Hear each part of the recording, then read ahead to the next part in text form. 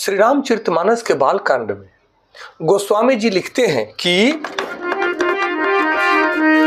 जिन्हें हरि भगति हृदयम नहीं आनी, जीवत सब समान तेई प्राणी, जो नहीं करई राम गुण गाना, जो नहीं करई राम गुण गाना, जिह सोदा दूर जीह समाना, जीह सोदा दूर जीह समाना। गोस्वामी जी लिखते हैं कि जिन हरि भगति हृदयम नहीं आनी, जीवत सब समान ते ही प्राणी, जो नहीं करई राम गुण गाना, जिह सो दादुर जीह समाना। गोस्वामी जी लिखते हैं कि भगवान शिव जी माता पार्वती जी से कहते हैं, यह बात याज्ञवल्क्य जी भारद्वाज मुनि जी से बताते हैं। कहते हैं कि जिन्होंने भगवान की भक्ति को अपने हृदय में स्थान नहीं दिया, वे प्राणी जीते हुए भी मुर्दे के समान हैं।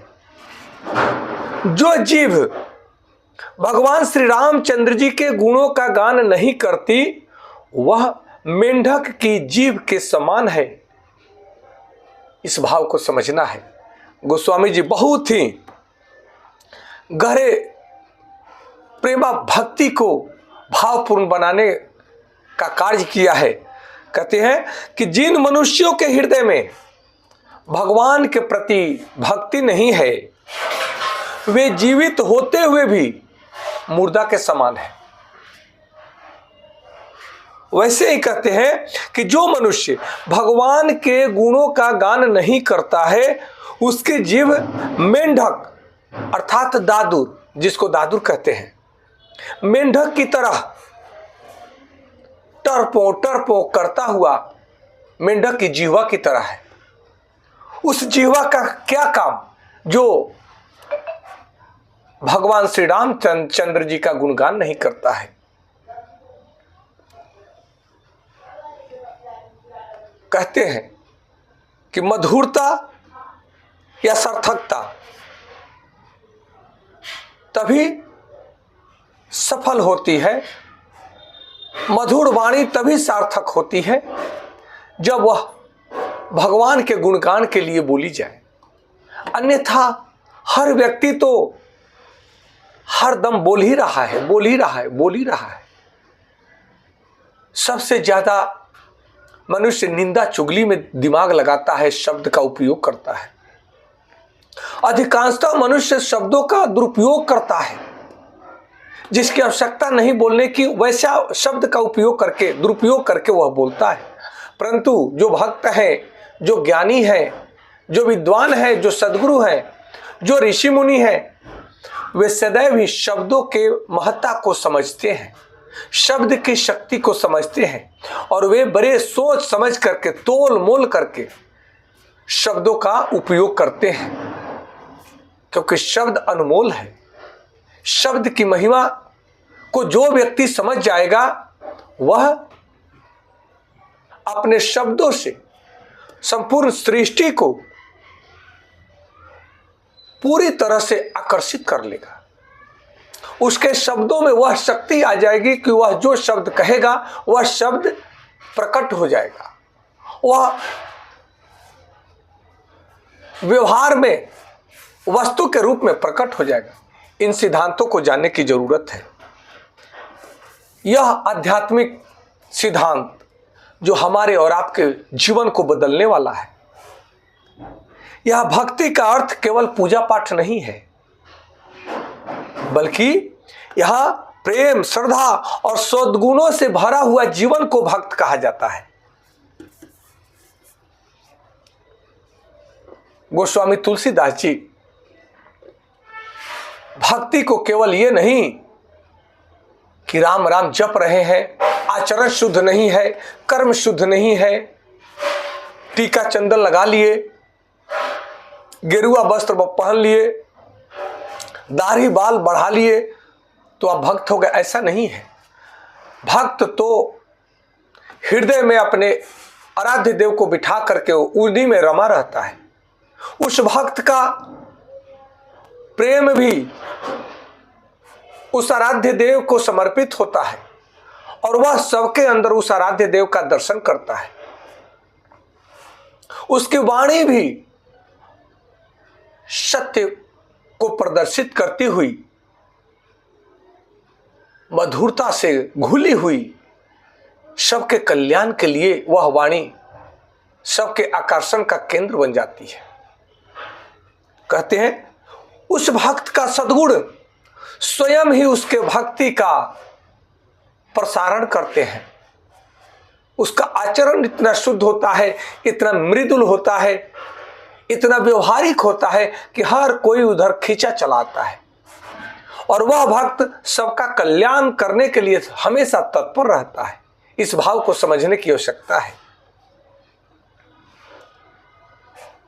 यहां पे भगवान शिव राम गुणगान करने का भावार्थ बताते हैं कि जो व्यक्ति सदैव सत्य बोलता है, सब पे दया रखता है, विनम्रता के साथ अपना जीवन जीता है, धर्म के मार्ग पर सदैव चलता है, सबके कल्याण के लिए सदैव कार्य करता है, वह कुछ नहीं करते हुए भी वह भगवान को समर्पित, उसका हर कार्य, हर वाणी, हर आचरण उसका भगवान को समर्पित है। भगवान वैसे भक्तों पर सदैव खुश रहते हैं। यही भक्ति का शुद्ध पराकाष्ठा है। इसको समझना है। यदि जीवन में गुण नहीं है तो वह मनुष्य पशु के समान है। उस मनुष्य में और पशु में कोई अंतर नहीं है। इस भाव को समझना है। इसलिए सद्गुण हमारे जीवन का आभूषण है। सद्गुण में ही सुख है, सद्गुण में ही कल्याण है। इस भाव को समझना है। गोस्वामी जी कहते हैं कि ना बिना भक्ति के जीवन का कोई अस्तित्व ही नहीं है। भक्ति जीवन के अर्थ और आनंद को प्रेम से सराबोर कर देती है। भक्ति पूर्ण जीवन में सदैव आनंद बनी रहती है और वह जीवन को सार्थकता देती है। इसलिए भक्ति महान है। भक्ति के भाव को समझना है। वाणी का उपयोग, एक भक्त सदैव ही अपने वाणी का उपयोग सत्य के लिए ही करता है, सबके कल्याण के लिए ही करता है और मधुरता के साथ में करता है। केवल हमारी वाणी बोलने के लिए नहीं है, बल्कि सबको प्रेरित करने के लिए है। आपकी वाणी में वह शक्ति है कि यदि आप भाव से बोलते हैं तो सारी प्रकृति आपकी ओर आकर्षित हो जाती है, आपके भावों से बंधी चली आती है। आपके वाणी सुनते ही सब आपके ओर सम्मोहित होने लगते हैं। वाणी में बहुत शक्ति है। यहाँ पे गोस्वामी तुलसीदास जी कहते हैं कि केवल शरीर से मनुष्य होना पर्याप्त नहीं है, बल्कि मनुष्य के गुण धर्म जिसके अंदर है वही मनुष्य है। अन्यथा मनुष्य शरीर को प्राप्त करके भी पशु का, कीड़े मकोड़े का जीवन जीते हैं लोग। कुकर सुकर की भांति लोग जी रहे हैं। इसलिए मनुष्य जीवन यह अनमोल है, इसको पालिए। इसके अर्थ को, इसके मूल्य को नहीं समझते हैं तब ये दुर्भाग्य है। इन सिद्धांतों को जानना है। इसलिए हर दिन लोगों के कल्याण के लिए कुछ न कुछ बेहतर कार्य करें, सब पर करुणा करें, दया करें। ईश्वर का स्मरण सदैव अपने हृदय में बनाए रखें और सब पर दया करें, सबसे प्रेम करें, सब में उस ईश्वर का दर्शन करें।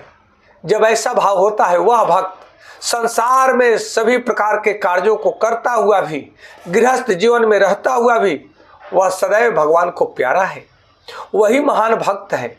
इस भाव को समझना है।